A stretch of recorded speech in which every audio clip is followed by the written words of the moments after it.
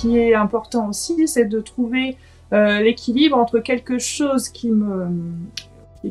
m'aide à aller mieux, mais qui n'annihile pas non plus ce qui fait partie aussi finalement de mes traits de personnalité. Je repense à cette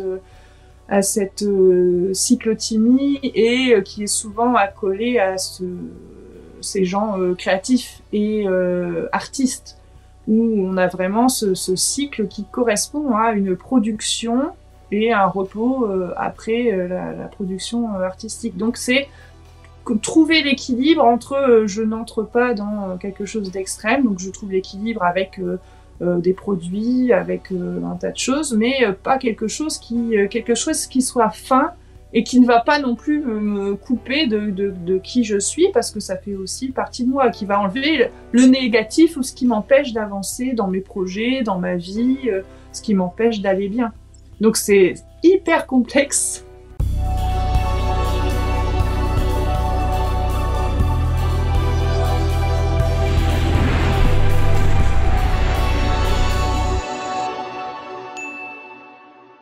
Parce que le fait de décoller et d'aller planer au taquet, effectivement, ça peut être nourri par la partie intérêt spécifique du TSA, en fait, qui peut oublier de manger, oublier de se laver, oublier et qui veut pas dormir des fois.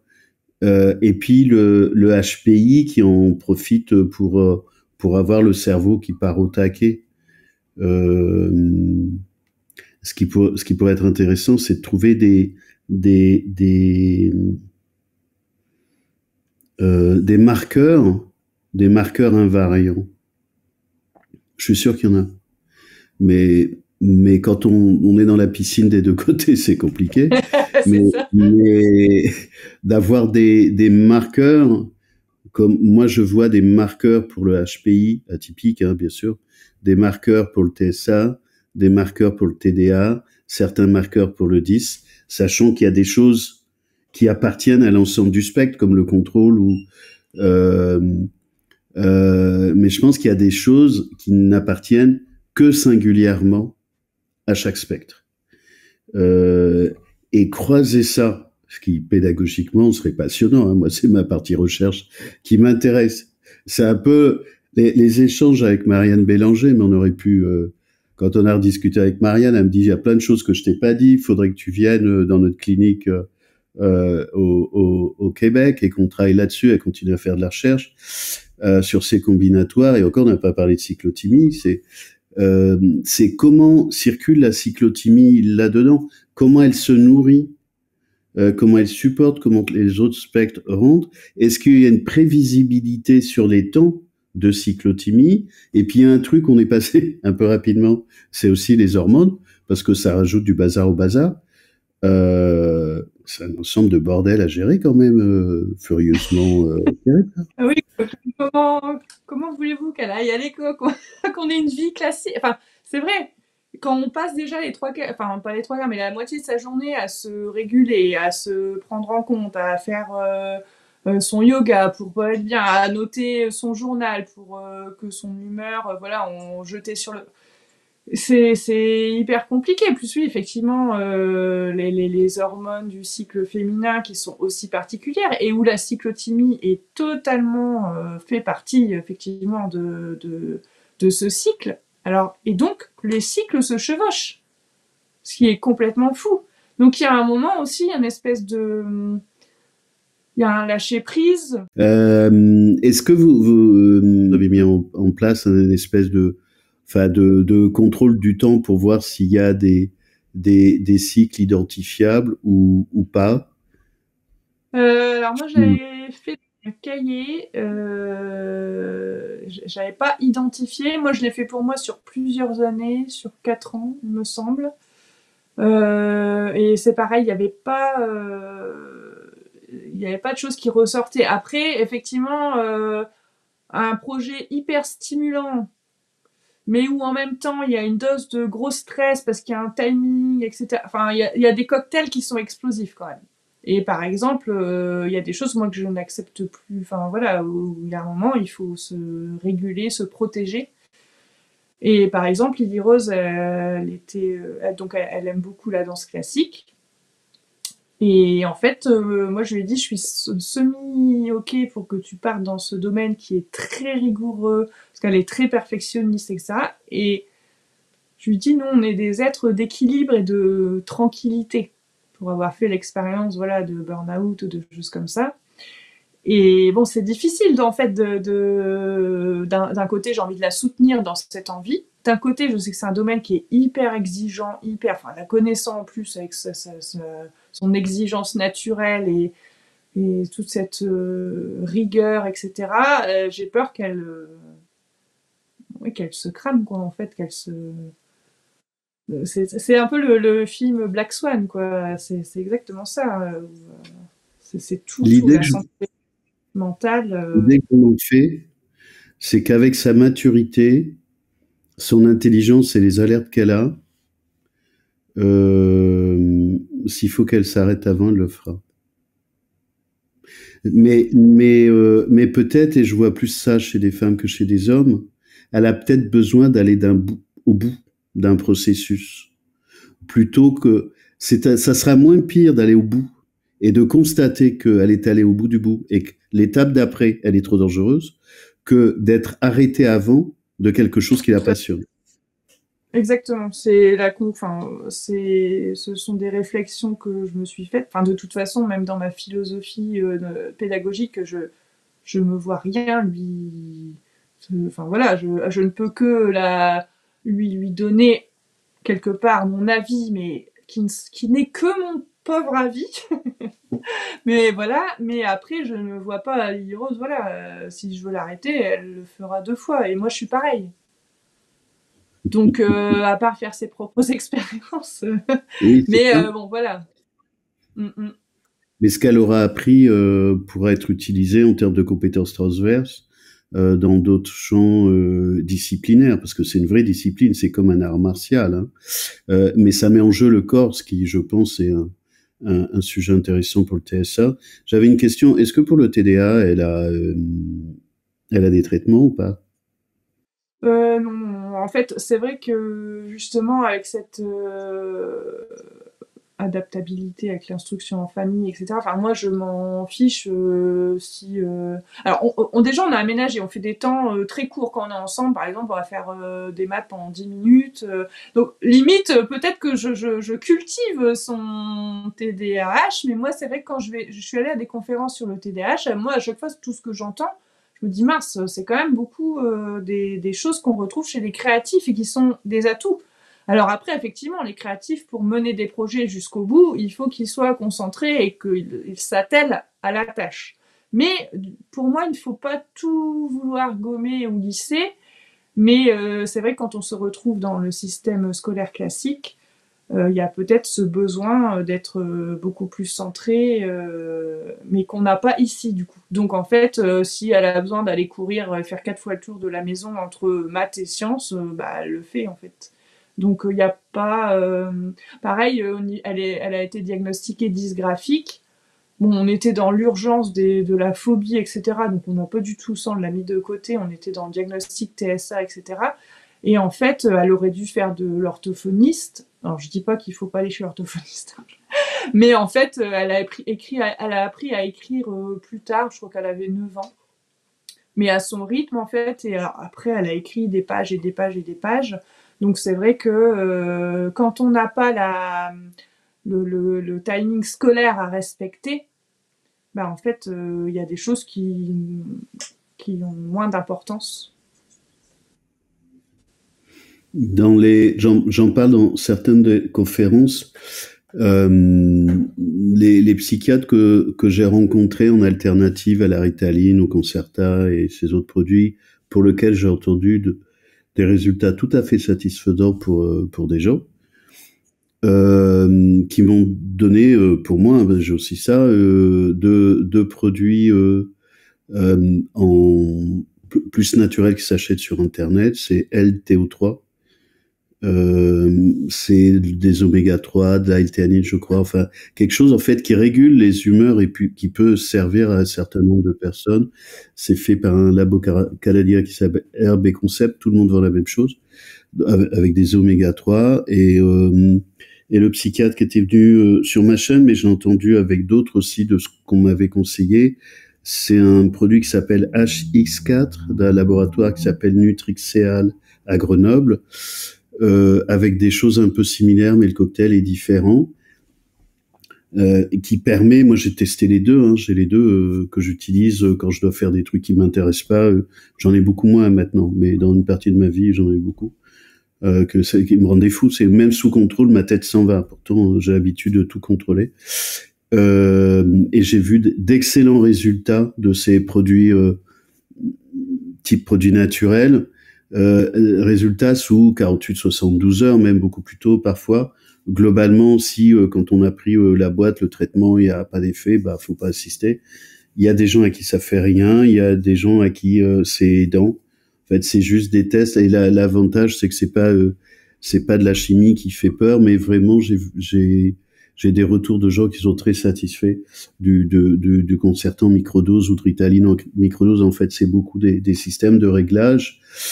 Je sais pas ce qui est bien. Je donne ça que m'ont donné des psychiatres parce que je contrôlais tout. En fait, ils m'ont dit la même chose. Vous contrôlez tout, on vous touche pas.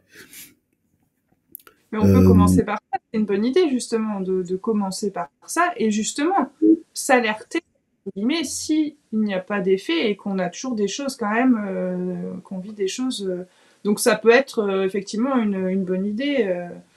C'est pour ça que j'en parle. C'est pour ça que j'en parle. J'ai vu des gens à qui ça convenait très bien. Après, selon qu'on est enfant ou adulte, évidemment que la combinatoire du corps est différente, mais sur des examens, des trucs un peu stressants, j'avais discuté avec un responsable de labo qui vendait ça et qui me disait on a ça aussi sur des conduites addictives, d'alcool, de drogue, de gens qui arrivent à garder le contrôle d'eux-mêmes. Voilà, faut le tester. Si ça marche pas, faut pas continuer. Toute la difficulté étant quand il y a autant de choses comme les lyroses, c'est réduire au max les spectres, sachant que c'est pas une science exacte. Moi, enfin, je pense pas être autiste, mais j'ai plein de trucs. Par exemple, je peux avoir des événements où je vais m'écrouler, et c'était inconcevable. Enfin, j'avais pas les micro-signaux. Ou alors, il y a eu des événements dont j'avais pas mesuré le niveau de traumatisme. Et on en revient à ce que je disais tout à l'heure. En fait, on a beau être en vigilance, enfin, il y a plein de choses qui nous échappent. Et heureusement, parce que sinon, on serait fou à s'auto-surveiller. Il faut aussi qu'on vive. Et oui, oui, tout à fait. Et c'est vrai que parfois c'est perturbant. On se dit, on culpabilise de ne pas l'avoir vu venir. On se dit, ben, pourquoi ça m'a fait ça. Enfin, et en tant que HPI, on peut devenir complètement dingue. Donc, Ah oui. non, c'est ça. Oui, ça fait après de bons clients pour le burn-out, de bons clients pour le surménage, de bons clients pour des problèmes de somatisation, donc des problèmes de santé un peu particuliers pour lesquels il faut prendre en compte les spectres. Enfin, il y a tous les effets dommageables à côté. Et c'est comme des sportifs de haut niveau, ce que m'avait dit mon médecin la première fois qu'il m'a vu. Il me dit, je vous soigne comme un sportif de haut niveau. Bah, je lui touche à rien, c'est parfait. Non, mais c'est exactement ça. C'est souvent des microdosages parce qu'on est hypersensible. Donc, c'est pas du tout les doses qui sont recommandées dans les manuels de médecine ou ce qu'on apprend à l'école, etc. Ça va être vraiment une alchimie de choses, aussi bien médicaments que produits naturels, hein, parce qu'on a des effets qui peuvent être trop importants, en fait. Donc, c'est vraiment... et je pense que limite, oui, c'est une médecine où on n'a pas encore accès à ce genre de médecine pour nous autres, en fait. Et ce qui est difficile, enfin, ce qui est important aussi, c'est de trouver l'équilibre entre quelque chose qui m'aide à aller mieux, mais qui n'annihile pas non plus. C'est ce qui fait partie aussi finalement de mes traits de personnalité. Je repense à cette cyclothymie et qui est souvent accolée à ces gens créatifs et artistes, où on a vraiment ce cycle qui correspond à une production et un repos après la production artistique. Donc c'est trouver l'équilibre entre je n'entre pas dans quelque chose d'extrême, donc je trouve l'équilibre avec des produits, avec un tas de choses, mais pas quelque chose qui soit fin et qui ne va pas non plus me couper de qui je suis, parce que ça fait aussi partie de moi, qui va enlever le négatif ou ce qui m'empêche d'avancer dans mes projets, dans ma vie, ce qui m'empêche d'aller bien. Donc c'est hyper complexe. Et ça, vraiment très très mal connu, tout seul, et encore plus mal connu dans la combinatoire de la neurodiversité. Ah bah, tout à fait. Donc, D'ailleurs, pour le coup, vous êtes obligé d'aller voir 5 professionnels différents et puis de leur expliquer qu'il faut qu'ils lisent le livre de l'autre. Pour... Mais donc le meilleur, enfin pour moi, voilà, il faut vraiment soit aller voir l'expert si on peut, et puis par soi-même lire, et puis se connaître. Mais c'est vrai que tout ça, ça demande du temps et une énergie. je mettrai les ressources Ouais. dans les commentaires parce que j'imagine qu'il y a des gens qui vont être curieux du sujet. Est-ce que dans le témoignage de Lily Rose, il y a des choses qu'elle n'a pas vues et qui sont utiles à partager? Qu'elle n'a pas vues ou qu'elle n'a pas dit parce que sa mémoire l'a enlevé ou parce qu'elle est à Oui, l'intérieur de la piscine dont elle ne mesure pas tous les effets? Non, moi, enfin, oui, j'ai été étonnée de ce reset qu'a fait son cerveau, et en même temps, je me dis, mais non, dans les périodes un peu dingues, psychiquement, bah non, ça fait ça. Mais je m'y Tant attendais mieux. pas. Donc oui, oui, quelque part, tant mieux. Non, j'ai trouvé que c'était, elle avait exprimé tout. Ça représentait bien, en tout cas, ce qu'elle vivait. Et non, non, j'ai pas de complément, il me semble. Ou sur les ressources de toutes les solutions qu'elle a trouvées. Je vais donner cet exercice à l'arrache parce que vraiment l'orientation solution est très très appropriée pour les atypiques, pour les gens en général. Hein, c'est développé. J'en parle, c'est un monde passionnant. Ça fait dans tous mes métiers, je forme des professionnels là-dessus. Sur Palo Alto, c'est solution focused. S'il y en a qui parlent l'anglais sur l'orientation solution, qui sont des activités ou des séminaires que je fais maintenant en ligne, mais c'est très approprié parce que c'est très créatif. Alors ce qui est bien, c'est qu'on s'est recroisé sur la même idée d'isoler, d'externaliser son souci ou son stress. C'est extrêmement aidant pour les enfants. Les enfants prennent ce genre d'outils-là, de créativité. Il peut y avoir une dimension ludique et ça peut être extrêmement efficace pour les libérer. Donc les techniques de thérapie aussi sont complètement différentes. Donc quand on se fait accompagner adulte ou enfant, il faut bien savoir dans quel champ disciplinaire on s'inscrit. Ah Le oui, travail n'est pas.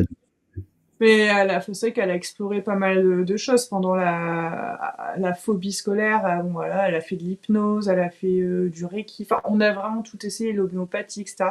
Et en fait, bon, là, ça n'avait pas du tout fonctionné. Mais heureusement en même temps, parce que, enfin, on comprend pourquoi ça n'avait pas fonctionné.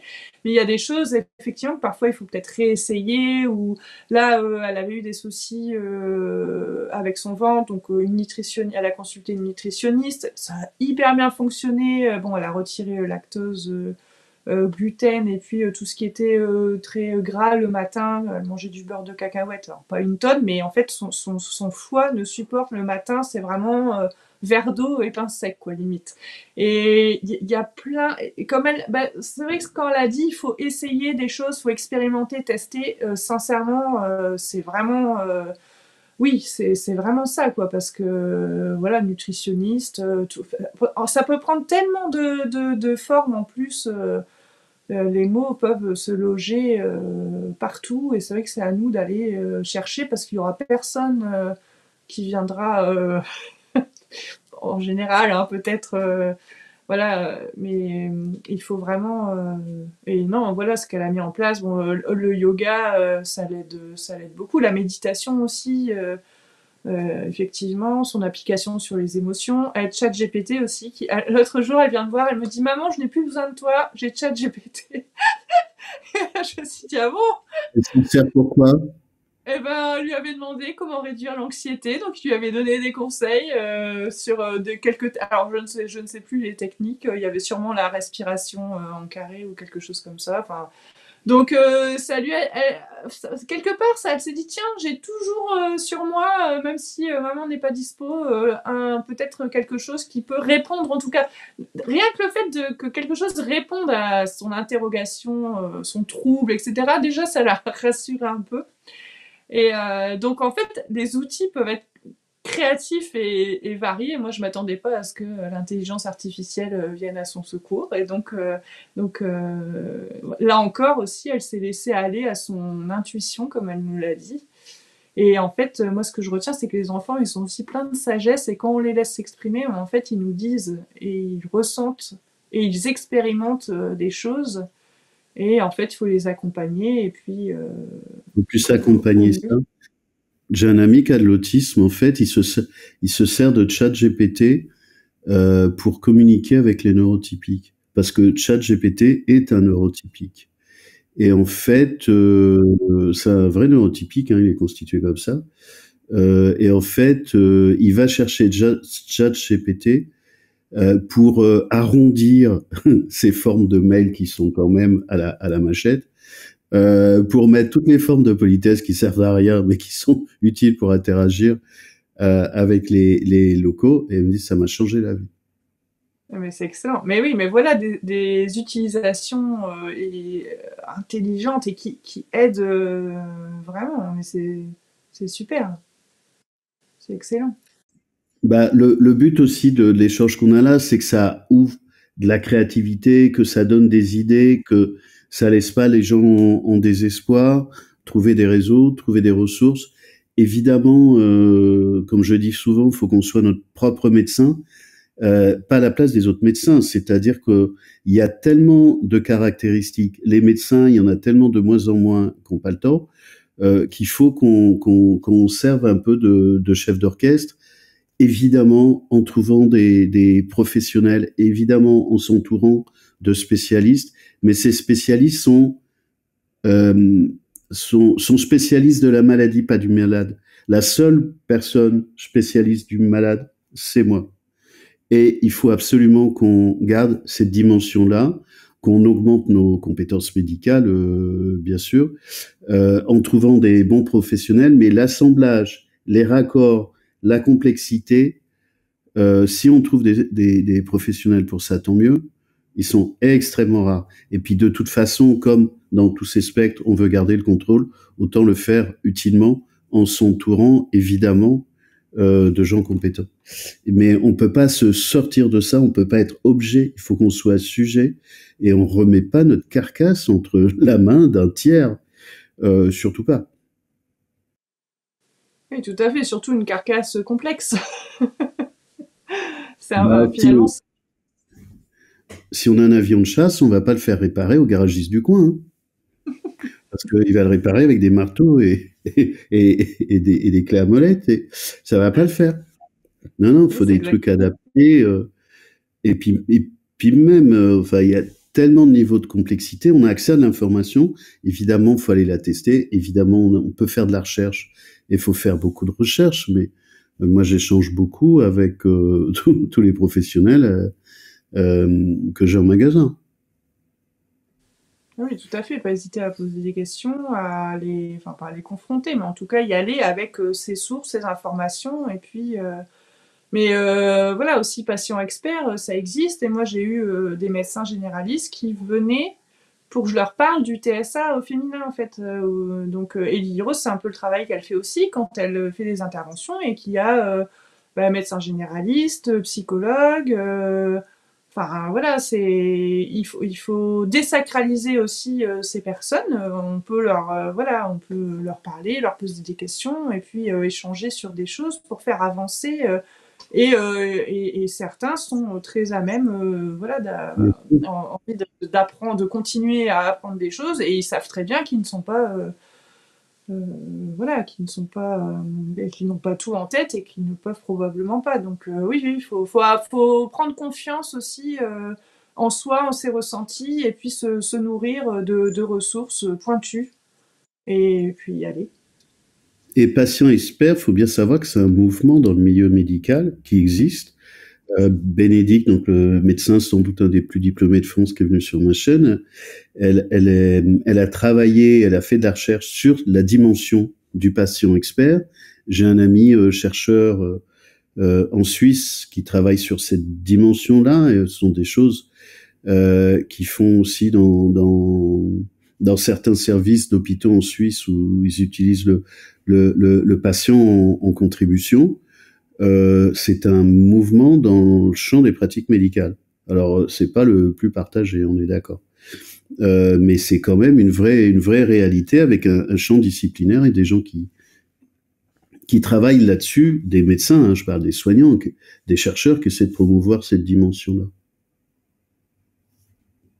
Oui, tout à fait. J'avais regardé pour approfondir. Enfin voilà, c'est quelque chose qui est encadré en université, où vous suivez un cursus et puis vous êtes sanctionné à la fin, patient expert officiellement, et vous pouvez là intervenir dans des groupes de parole thérapeutiques, etc. Donc c'est une sacrée reconnaissance, et il y a vraiment un rôle important de ces gens-là. C'est clair. Bah, pour des profils aussi étranges et de la manière dont ils se comportent, c'est-à-dire comme des aspirateurs, que les atypiques, ça vaut le coup d'aller les chercher, quoi. Enfin, pour les gens curieux, j'entends. Si on veut pas se faire emmerder, faut pas aller les chercher. Mais si, c'est-à-dire, faut quand même accepter qu'il y ait des questions perturbantes qui sortent du cadre. Bah oui, c'est ça dont ça parle là, en vrai. Et puis il y en a certains, les médecins soignants, ils sont perdus, ils ont pas le temps, ils sont démunis, euh, et ils ont des circonstances atténuantes, en fait, même si c'est bien dommage. Comme les enseignants. Et les enseignants, ils font des choses magnifiques. Mais il y en a qui sont fracassés, ils ont des circonstances atténuantes. À l'arrivée, ça fait quand même un espace très dommageable. Tout à fait. Est-ce que tu aurais envie de rajouter quelque chose pour les gens qui nous écoutent, que ce soit les parents ou les enfants, puis on va commencer à atterrir? Non, je ne pense pas. On a fait. Bah, je pense que j'y repenserai peut-être après. Non, j'enverrai les liens, parce qu'en fait, voilà, rien n'est plus parlant que d'aller Oui. faire aussi cette recherche dans tout ce qu'on a dit. Et je pense que l'essentiel a été dit. Et l'aventure continue parce qu'il y a beaucoup de travail. Exactement.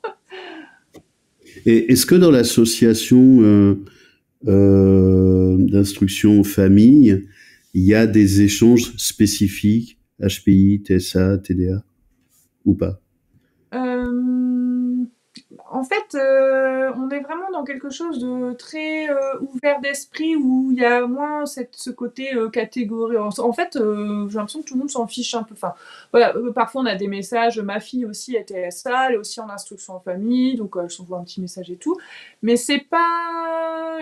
Il y a pas vraiment. On est vraiment sur des enfants, des gens passionnés en fait. Donc ça va plus se regrouper en termes de passion, d'échange, etc., d'apprentissage. Vraiment, c'est des soifs, des assoiffés d'apprendre, ou voilà, que des échanges sur ça. Après, je sais pas, ça existe peut-être, mais j'ai pas connaissance.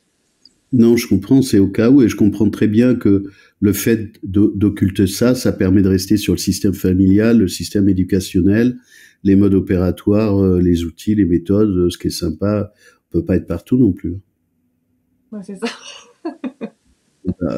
Non, parce que sinon ça va être galvaudé. Si on fait les choses, on les fait bien ou on les fait pas. Donc je peux comprendre que ça se fasse pas, hein. Oui, après, il y a peut-être un ou deux groupes Facebook sur vraiment l'IEF et le TSA, mais voilà, ouais, ça reste assez marginal finalement. C'est pas Je forcément comprends. le sujet de préoccupation premier. T'aurais d'autres choses ou on va arrêter là? Bon, non, ça ne me vient pas. Non. Donc on rajoutera les ressources. Merci beaucoup pour avoir accepté de venir, avoir accepté que Lily Rose vienne parce que c'était bien, comme j'ai fait avec Com et Esther, d'avoir la systémique familiale, le regard des deux côtés, toute la particularité du travail que tu fais qui est quand même exceptionnel.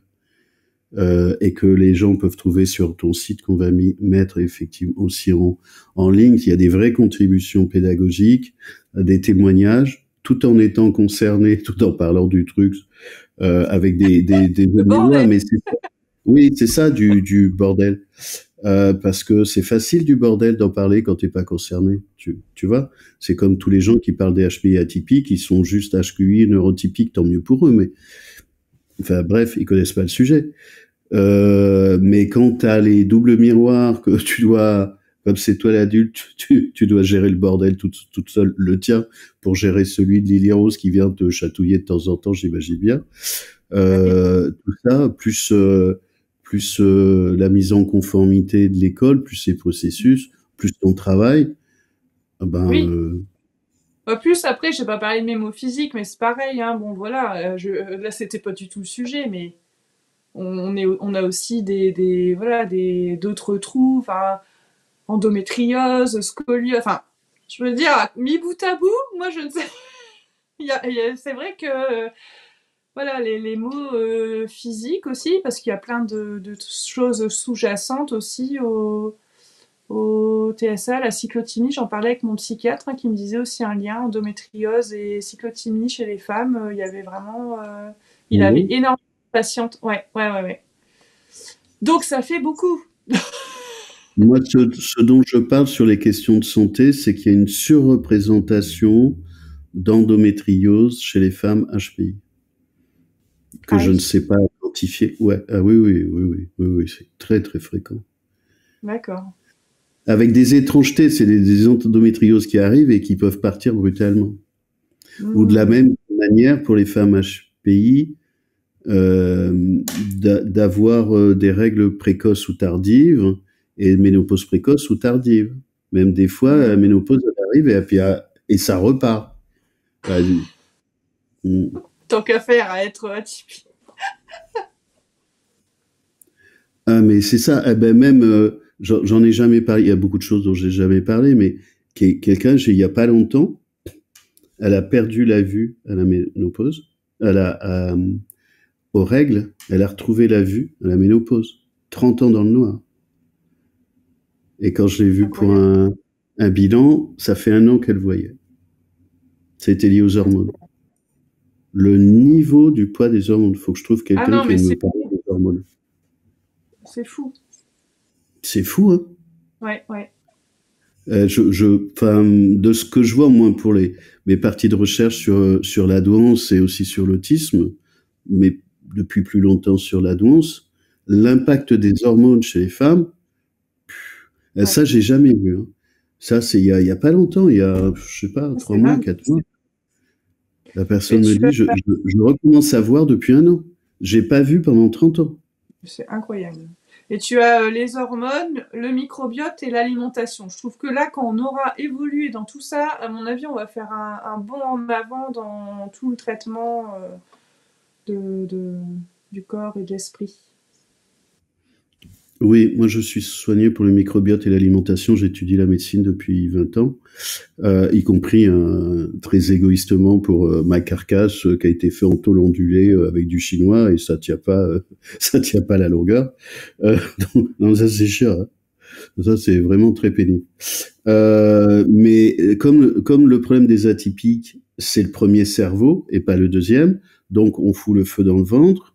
Donc le microbiote, donc des acidoses, donc toutes les conséquences des acidoses sur le corps, la porosité intestinale, donc tout ce qu'on peut trouver en termes de conséquences sur la porosité intestinale, c'est-à-dire on a un moteur de Ferrari dans une coque de 2 chevaux.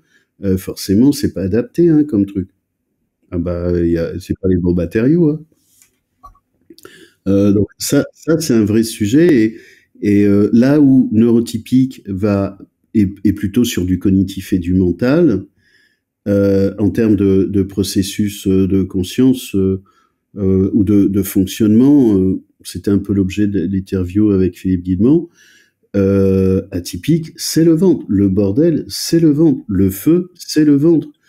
Les émotions, le fonctionnement du cerveau, c'est le ventre, avec le nerf vagal au milieu qui se promène, qui est aussi un vrai sujet.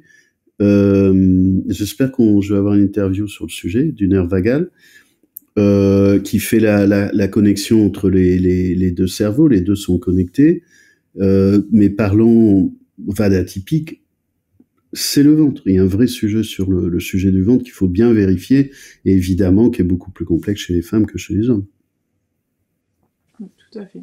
Et oui, non, mais à mon avis, il y a encore tellement de choses à trouver de ce côté que. Voilà. Et l'impact de la ménopause chez les atypiques, je commence à en parler avec plus de précision dans certaines conférences, c'est énorme. Chez les femmes atypiques, la ménopause, c'est plus que la ménopause. Hein. Ouais, en termes de choix de vie, de restructuration, de choses qui apparaissent ou qui disparaissent. Et là, on est encore avec l'histoire des hormones. C'est un sujet incroyable. Mais je pense que tout est décuplé à chaque fois. Tant qu'à faire, c'est toujours extrême. Et sur l'interview avec Bénédicte Helfer, là, le médecin, donc elle est venue parler, entre autres, parce qu'on a parlé de beaucoup de choses, sondées de médecine interne, maladies auto-immunes et neurodiversité, elle descend au génome. Hein. Et il y a un truc sur les génomes qui n'est pas le même. Hein. Sûrement, oui. Bah, j'aimerais bien trouver quelqu'un. Enfin, j'aimerais trouver plein de gens, hein, mais j'ai re-signé pour 100 ans, donc il faut que ça tienne. C'est ça. Il y a trop de choses à faire. Hein. Il y a trop de choses à faire. On n'aura pas le temps c'est ce qu'on dit toujours à Kelly Rose. Hein. On n'aura pas le temps de tout faire dans cette vie. Le temps est trop court. On va arrêter là, si tu veux bien. Merci infiniment pour ton intervention. J'espère que ça va, et je suis convaincu que ça va aider plein de gens. On va mettre des ressources pour ça.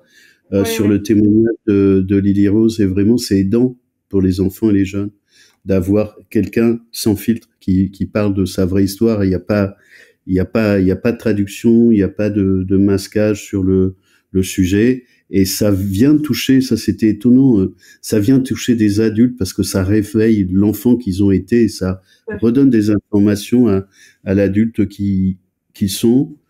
Même vraiment ce qu'on a vécu littéralement en plus. C'est l'enfant qui a réveillé et donné les informations. Et encore, on n'est pas remonté de génération. Et voilà, c'est incroyable quand même. Les enfants d'aujourd'hui sont peut-être plus connectés aussi. La parole aussi de l'enfant est plus libre.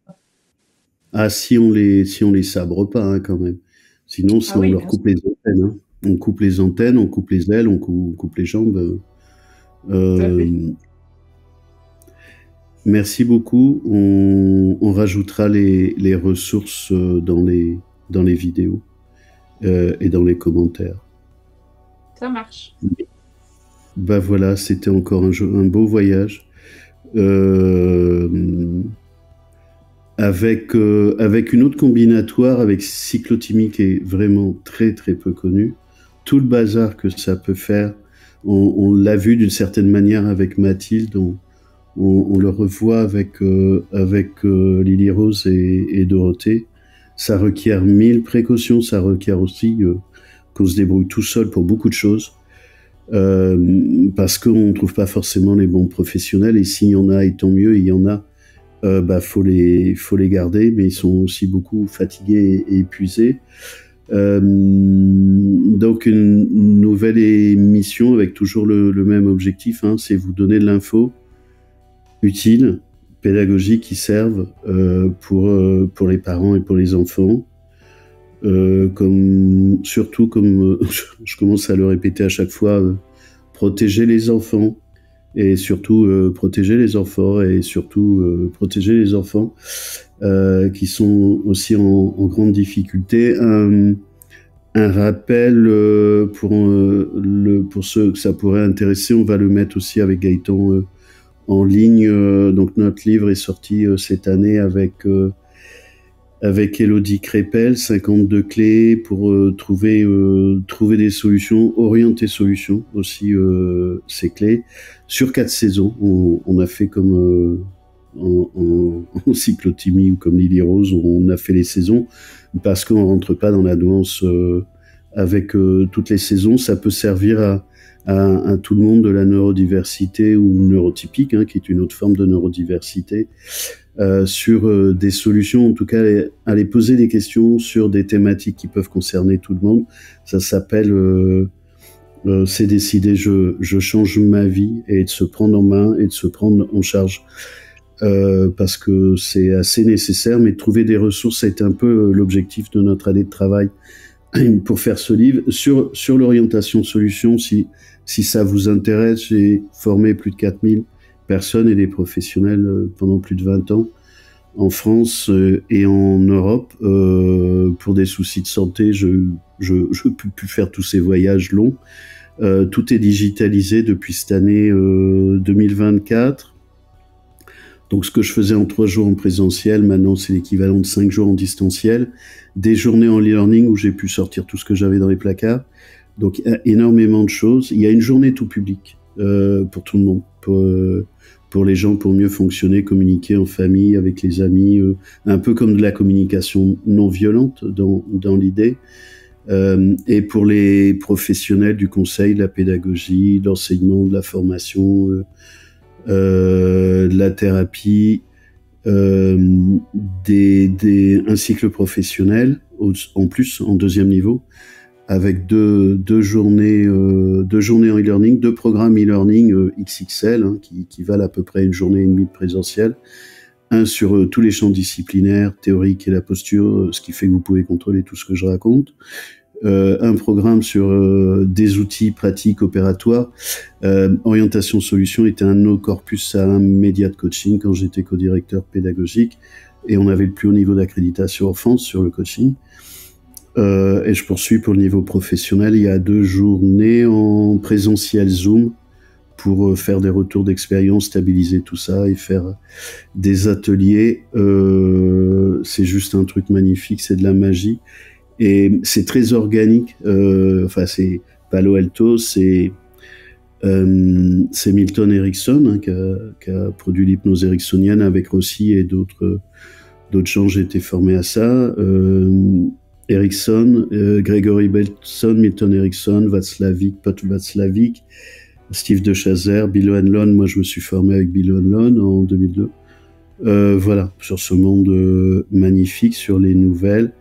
Vous pouvez me retrouver tous les 3 mois, en gros, c'est assez inégal, 3-4 mois sur YouTube aussi, sur Ping Pong Live. On trouve plus beaucoup, il y a plus beaucoup de présentiel pour HPI. Donc je réponds en live et en direct à toutes les questions qui m'arrivent sur le chat. Ça dure 1 heure et je ferme au bout d'1 heure. Mais au moins j'ouvre cette fenêtre-là.